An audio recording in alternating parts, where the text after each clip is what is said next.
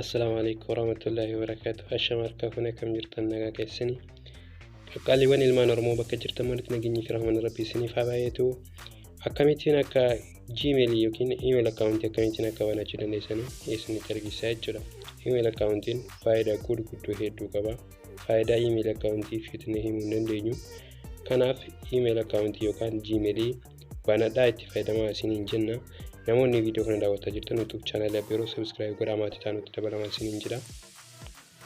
Egaa appilikeeshinii Gmail bilbila keenya irra jiru yeroo tokko tuqannee keessanii galaa jechuudha. Appilikeeshiniin kun bilbila nama kamirraa iyyuu jira jechuudha.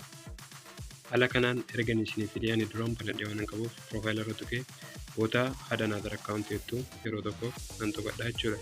Kanaaf biroozara Google nan filadha. Google erga filadhee qunnamaatti jira jechuudha.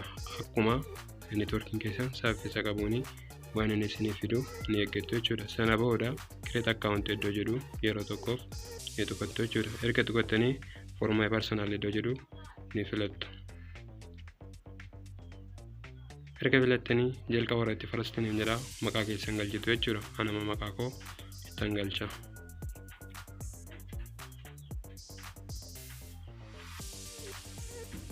Abbas Oroon jira.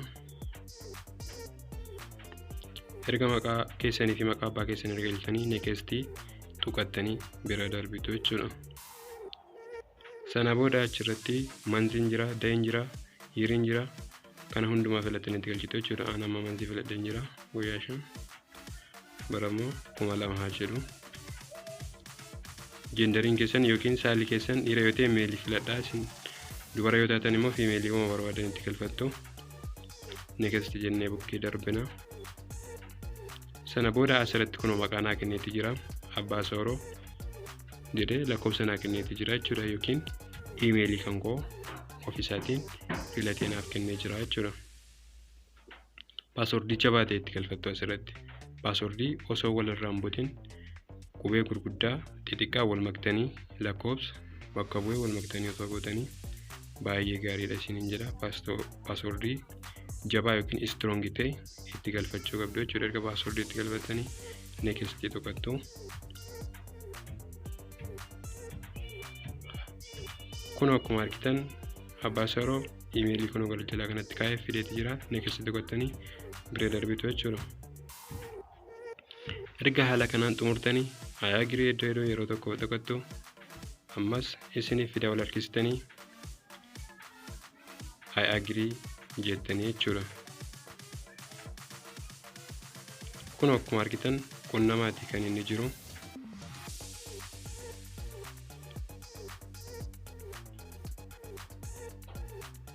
Egaa kun haala kanaan nuuf fideetti kan inni jiru. Profaayilii kiyya tuqadhee ni seena keessa jechuudha. Amma akkasitti iimeelii hedduu banadhee waan qabuuf akkasitti fidee iimeelii nama banee ga'e yeroo tokkoof irra nan tuqadha jechuudha.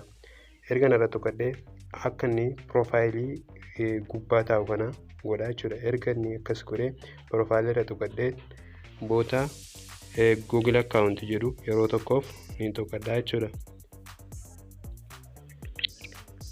Egaa amma gara xumuraatti deematti kan nuti jirru kana banuun baay'ee salphaadha. Isteeppii akka isin argisiisetti osoo hin dogoggoriin viidiyoo sirriin daawwattaniitu yoo ta'e baay'ee salphaadha. Kana daqiiqaa muraasa keessa banachuu dandeessu isiniin jedha. Amma deemnee profaayilii siitingii isaa keessa bakka tokko tokko sirreeffachuun malee guutummaan guutuutti xumurarra geenye jirra jechuudha. Amma siitingii isaa keessa deemnee sirreeffannee profaayilii irra keewwannee jechuu qofa kan nuufu baay'ee salphaadha. Baay'ee salphaadha. Daqiiqaa muraasa keessatti daqiiqaa 2-3 kan caale keessatti kana bantanii gatanu. Amma yeroo tokkoof iddoo profaayilii yookaan iddoo mallattoo kaameraa sanarra tuqadhee dhagee profaayilii irra kaa'aa jechuudha. Iddoo mallattoo kaameraa yeroo tokkoof hin tuqadha. Ergaan tuqadhee haala kanaan kan inni fidu. Erga haala kanaan fidee akkuma argitanu gara gadii sanatti boota add profile iddoo jedhu tuqeetii piikcharii yookaan gaalarii keessa galee suuraan irratti keewwachuu barbaade har'a kaa'aa jechuudha. Haala kanaan erga ni naaf fidee device photo iddoo jettu yeroo tokkoof ni tuqadha. Sana booda gara faayilaa yookaan suuraa bilbila kiyya keessa jiru akka inni seensisu godhadhee faayila bilbila kiyya keessa seenee piroofaayilii waan an barbaade irra kee godhaa jechuudha. Amma gaalarii bilbila kootiitti nageesseeti kan inni jiru. Gaalarii bilbila koo keessa jiru suuraan barbaade fidee akka inni iimeelii irra kee godhuudha kan godhaati jiru. Kanaaf asirraa uploading photo jedheeti kan inni jiru. Haala kanaan uploading erga godhee kee gara inni itti nu geessu walumaan laallaa jechuudha. Next tuqannaa sana booda bukkeetti darbina. Save as profile picture jedha. Profaayilii hanga save godhadhu.